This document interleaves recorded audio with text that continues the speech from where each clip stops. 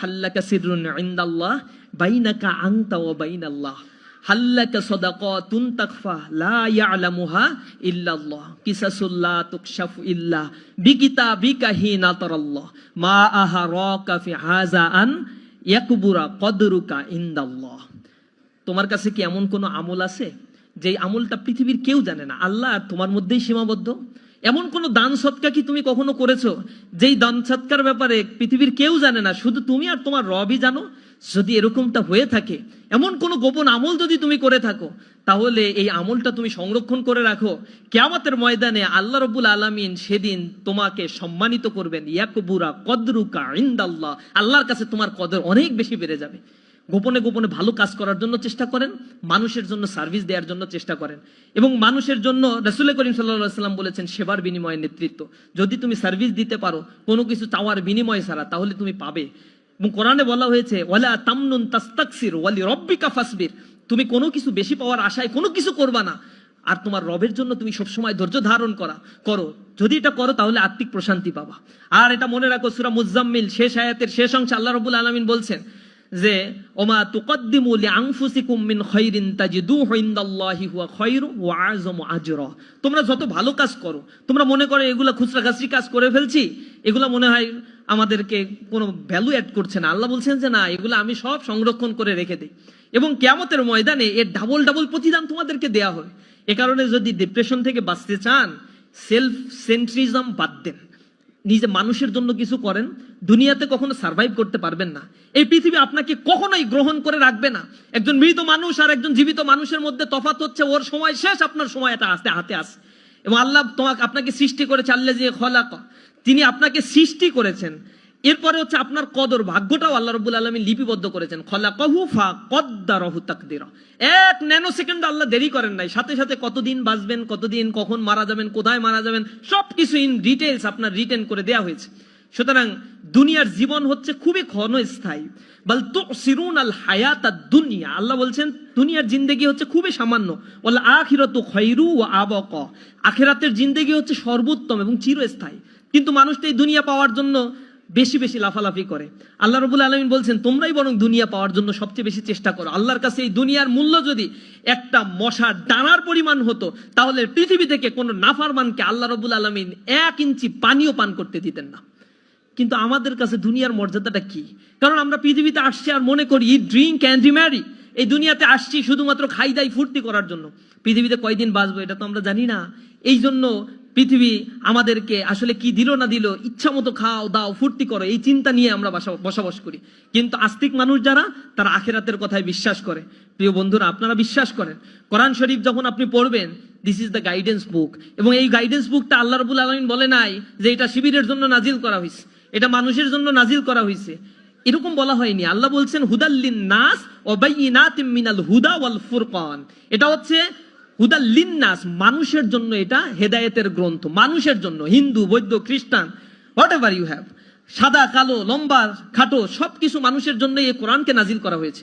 এবং বলা হয়েছে এটা হচ্ছে বাইয়িনাতুম মিনাল হুদা, এখানে তোমার রাস্তা বর্ণনা করা হয়েছে। হুদা মানে হচ্ছে রাস্তা, কোন রাস্তায় তুমি চলবা এটা আল্লাহ রাব্বুল আলামিন বর্ণনা করে দিয়েছেন। সুতরাং তুমি যদি এই গাইডেন্সটা না পড়ে তুমি যেতে চাও ঢাকা থেকে রাজশাহী, আর গাইডেন্স না পড়ে ফলো না করে তুমি উঠে গেলা মানে চাঁদপুরের একটা গাড়িতে, এরপরে তুমি ওজিফা তেলাওয়াত করতে থাকলা, আল্লাহ আমার রাজশাহী পৌঁছায় দাও, রাজশাহী পৌঁছায় দাও, আল্লাহ দায় থাকে নাই তোমার এরকম হেয়ালিপনার কারণে তোমাকে ওইখান থেকে ফেরেশতা নাজিল করে রাজশাহী পাঠিয়ে দিবে।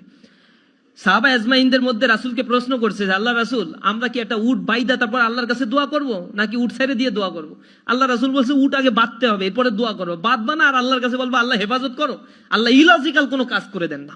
আল্লাহ রাব্বুল আলামিন রেশনাল এবং লজিক্যাল কাজ করেন। সুতরাং এই রেশনাল এবং লজিক্যাল জায়গাগুলোতে আমাদেরকে আরো বেশি লজিক্যাল হওয়া উচিত। কোরআন হচ্ছে আপনাদের জন্য একটা গাইডেন্স বুক, কিন্তু জীবনের শেষ মুহূর্তে এসে অনেক মানুষ আছে কোরআনের একটা আয়াতও ঠিক মতো পড়তে পারে না। এই গাইডেন্স বুকের মধ্যে ইন ডিটেইলস আপনার সবকিছু বলা হয়েছে। সূরা জারিয়া 15 নম্বর আয়াতের মধ্যে আল্লাহ রাব্বুল আলামিন বলছেন 18 নম্বর আয়াতে যে তোমাদের কাছে এমন একটি কিতাব আমি নাজিল করেছি যেখানে তোমাদের কথাই আছে। তোমাদের কথাই আছে এর মানে হচ্ছে আপনি আমি সবার কথাই কোরআন শরীফের মধ্যে আছে। তাহলে এখন খুঁজতে হবে আমার লাইফস্টাইল যেমন, আমার অবস্থান কোথায়। কোরআন শরীফে তো এটা স্পষ্টভাবে বলে দেওয়া হয়েছে, আমার ভাগ্যের কথা বলে দেওয়া হয়েছে।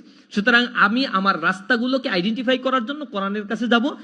আমাদের ধর্মকে আমরা মানার চেষ্টা করব। ধর্ম মানুষকে কখনোই নষ্ট হতে দেয় না, ধর্ম মানুষকে ইথিক্যাল মানুষ বানায়। একজন সায়েন্টিস্ট বলছিল যে ওই কুসংস্কারে বিশ্বাস করতো, গরুর দাঁত টাঙায় রাখছে। এখন আরেকজন বলছে যে বন্ধু তুই গরুর দাঁত টাঙায় রাখছিস কেন?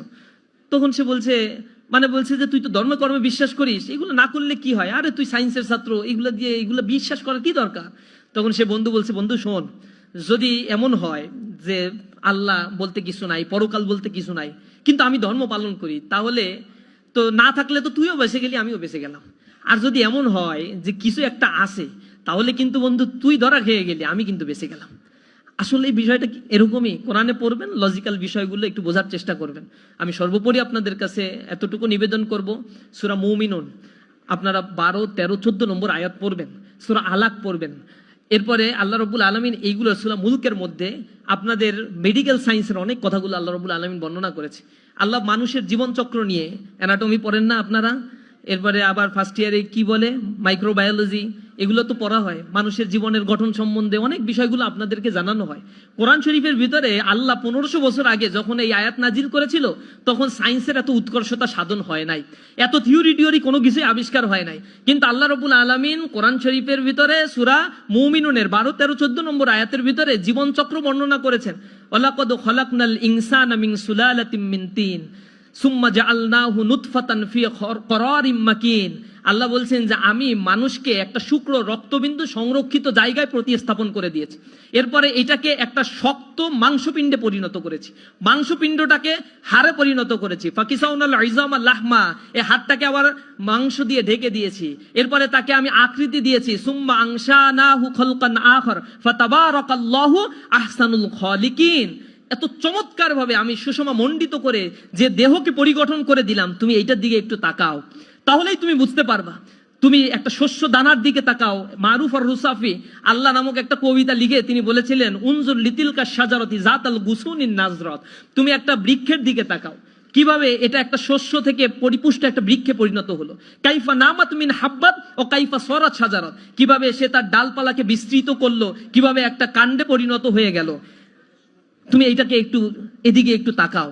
এরপরে তিনি বলছেন, এটা আল্লাহ ছাড়া তো আর কেউ কিছু করে না। তুমি একটা বীজ বপন করে তো তুমি হাওয়া, তোমার কোনো খোঁজ নাই, কিন্তু এটাতে পত্র পল্লবে সুশোভিত করে দেন যে রব, তিনি হচ্ছেন জালিকুমুল্লাহু রব্বুকুম লা ইলাহা ইল্লা হুয়া ফা'বুদু। এই হচ্ছে তোমার রব, তিনি ছাড়া আর কোনো মালিক নাই, তার ইবাদত তুমি করো। আমরা আশা করি যদি আপনারা আপনাদের রবকে চিনতে পারেন, মেডিকেল লাইফে আসছেন, চোখের সামনে আল্লাহর অনবদ্য সৃষ্টি নিয়ে আপনারা কাজ করবেন। এবং মেডিকেল সায়েন্সের স্টুডেন্টদেরকে আমরা দেখেছি আল্লাহ রাব্বুল আলামিনের প্রতি তাদের আস্থা বিশ্বাস অনেক বেশি জন্মে। সুতরাং টাকা তৈরির মেশিন না হয়ে সমাজে সার্ভিস দেওয়ার জন্য একটা মানসিকতা তৈরি করেন। এই সোসাইটির প্রতি আপনার লায়াবিলিটি রয়েছে, দায়বদ্ধতা রয়েছে। মানুষ আপনাদের ট্যাক্সের টাকা দেয়, সেই ট্যাক্সের টাকা দিয়ে আপনাদের দেয় না, সরকারকে দেয়। সরকার এইগুলো ডিসেন্ট্রালাইজ করে এই কলেজগুলো পরিচালনা করে। বা আপনাদের ওয়ার্কিং, মানে আপনারা কাজ করবেন, চাকরি করবেন, সেখানে আপনাদের বেতন হবে। সুতরাং প্রতিটা মানুষের প্রতি দায়বদ্ধতা থেকে আমরা আমাদের জীবনকে যেন গড়ে তুলতে পারি। আপনাদের একটি চমৎকার জীবনের এই যাত্রাপথে ইসলামী ছাত্র শিবির আপনাদের জন্য প্রাণ ঢালা দোয়া করে, অভিনন্দন জানায়। আমরা সবাই মিলে একটি সমৃদ্ধের বাংলাদেশ গড়ে তুলব। এই দেশটাকে পৃথিবীর সামনে মাথা উঁচু করে দাঁড়াতে গেলে এ দেশের যুব শ্রেণীকে, যুব শক্তিকে গড়ে উঠতে হবে, সুসংগঠিত হতে হবে। এবং আমরা পারবো ইনশাআল্লাহ। আমরা এই বাংলাদেশের চিত্র পরিবর্তন করে সারা পৃথিবীর দরবারে এটাকে উচ্চ মর্যাদা সম্পন্ন মানবিক একটি দেশ হিসেবে গড়ে তোলার আহ্বান জানিয়ে আমার কথা শেষ করছি। হাযা মা ইনদি ওয়া ইলমু ইনদাল্লাহ আলাইহি তাওয়াক্কালতু ওয়া ইলাইহি উনীব। আসসালামু আলাইকুম ওয়া রাহমাতুল্লাহ।